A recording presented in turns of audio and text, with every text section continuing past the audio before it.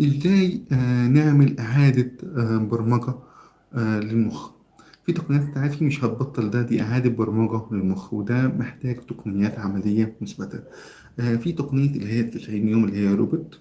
الأبحاث أثبتت إن المخ بيحتاج حوالي 90 يوم علشان يبدأ يعيد ضبط المكافأة بتاعته. يعني أول 30 يوم هم الأصعب، الرغبة هتكون قوية جدا. من يوم 30 لليوم 60 الرغبة هتبدأ تخف وهتتحسن، هتحس بتحسن ملحوظ. من 60 ل 90 يوم المخ بيبدأ يرجع لطبيعته والرغبة بتقل بشكل كبير.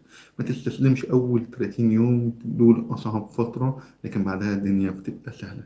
كمان في تقنية اسمها تقنية التأجيل. لما تحس برغبة قوية ما تقاومهاش، بدل كده استخدم تقنية ركوب الموجة. اعترف بالرغبة، قول لنفسك أنا حاسس إن أنا عندي رغبة دلوقتي ودي حاجة طبيعية. ما تحاولش إن أنت تمنعها، الرغبة عاملة زي الموجة زي ما قلت لك، بتيجي وتروح. حاول إن أنت تراقبها من غير ما تتفاعل معاها، خليك واحد كده بتراقب الدنيا عاملة إزاي.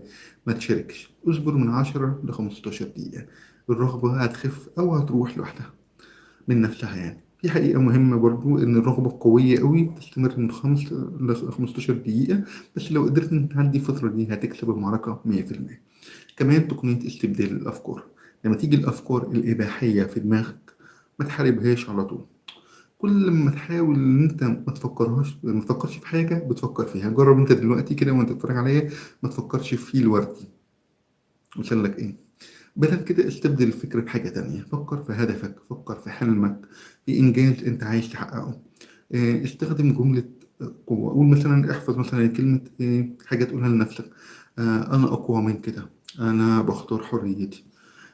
رابع حاجة لازم تكتب يومياتك. اكتب كل يوم إيه اللي حصل النهاردة، إيه المحفزات اللي أنت واجهتها وإزاي تعاملت معاها. آه وإيه الإنجازات اللي أنت حققتها حتى لو صغيرة. الكتابة بتساعدك تخليك تفهم نفسك أكتر، تشوف الأنماط المتكررة اللي بتحصل في اليوم، تحتفل بالانتصارات الصغيرة، تتعلم من الأخطاء بتاعتك.